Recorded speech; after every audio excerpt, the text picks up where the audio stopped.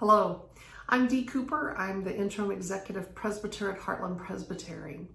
Over the next several weeks, I want to introduce you to a process that I feel is very significant and easy and playful and can be a way to really face into the things that we have been avoiding.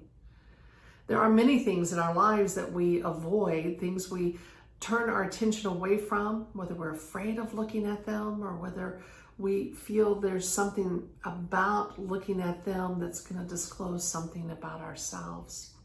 And the process is one that engages us. It's a process I learned from the Hendricks Institute, from Katie Hendricks, who is a mentor of mine.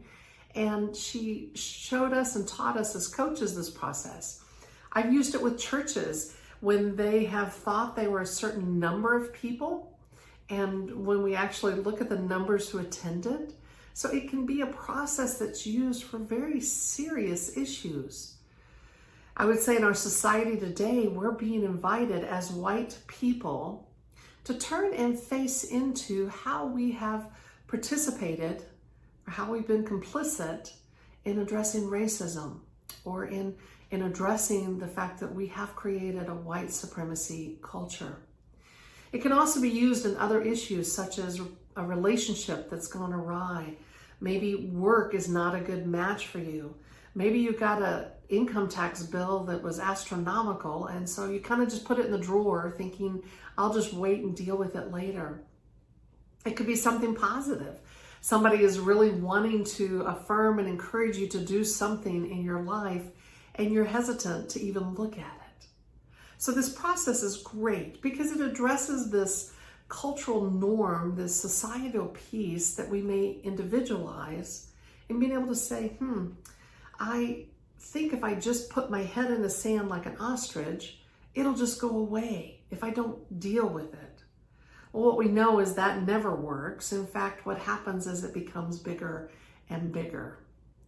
I smile because I look back and think of a time that I was a young child and there was a meme that went around Facebook and it said, I really wish, I know as a kid, I thought quicksand would be a bigger issue than it actually is.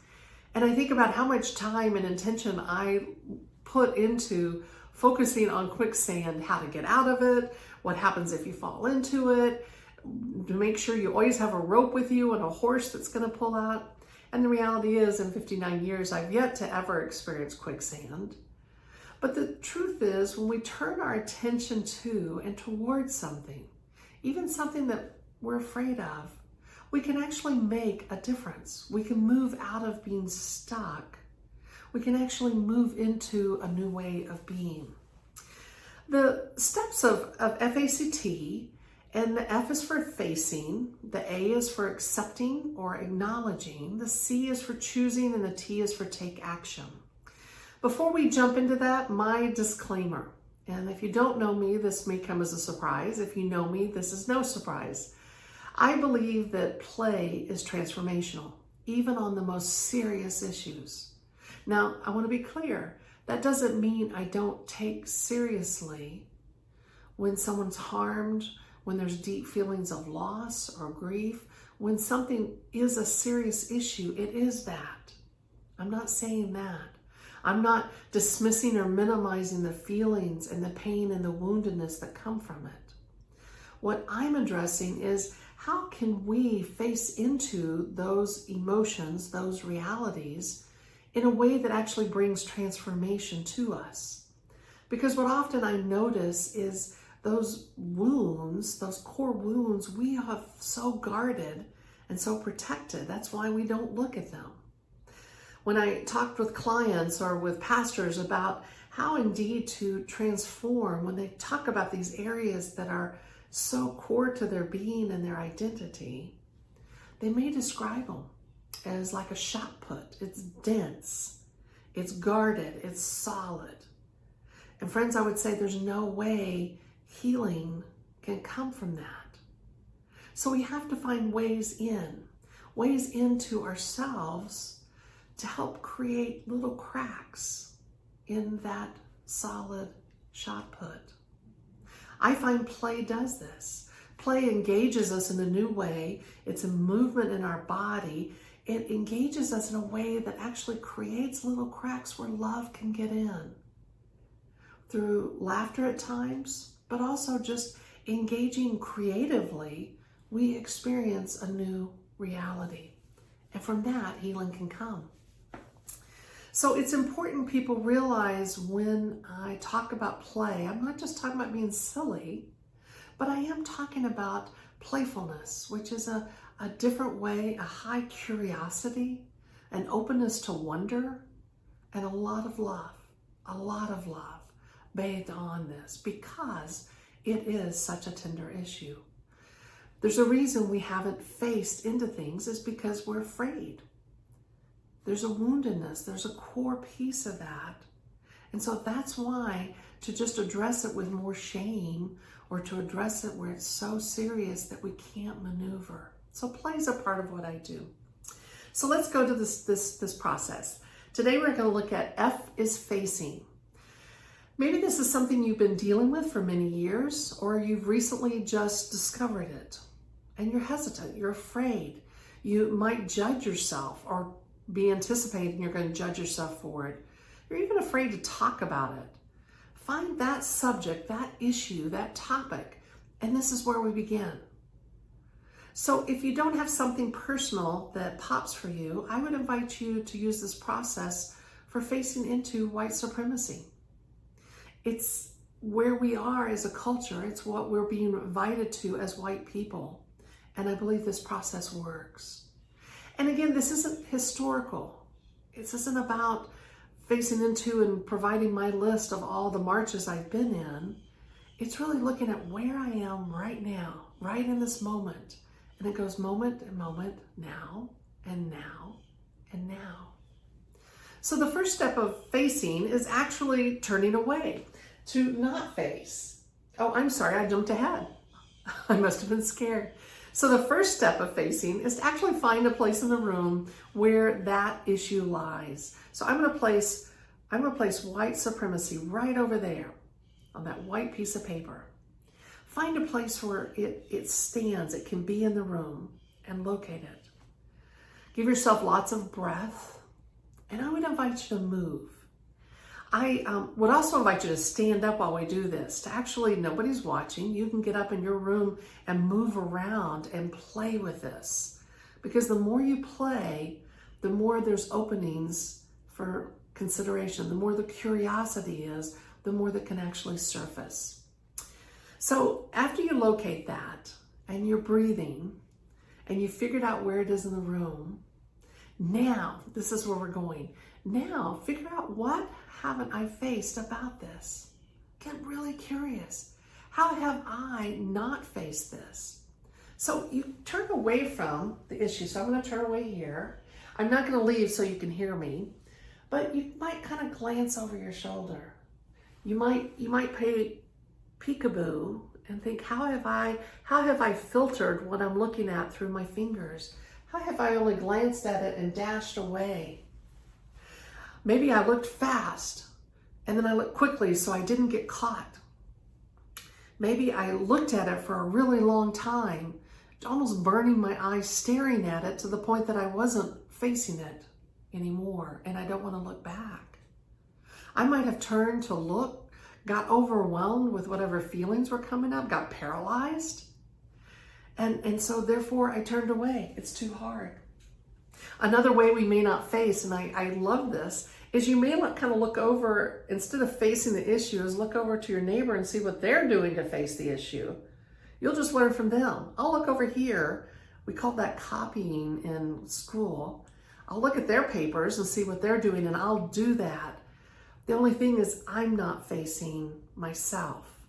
I'm looking at theirs. Maybe I turn to someone who's a BIPOC, who is a Black, Indigenous, person of color, or Black woman and child, and I said, hey, show me what I'm doing. You show me, you help me face.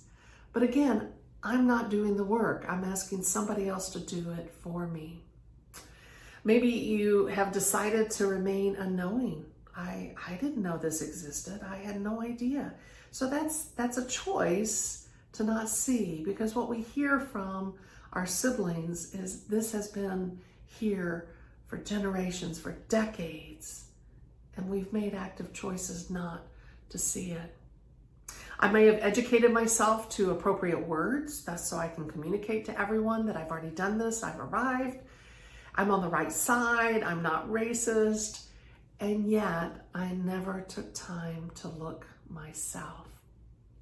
So all of these are ways of not facing, and embody them, play with them, see what happens to you when you do this.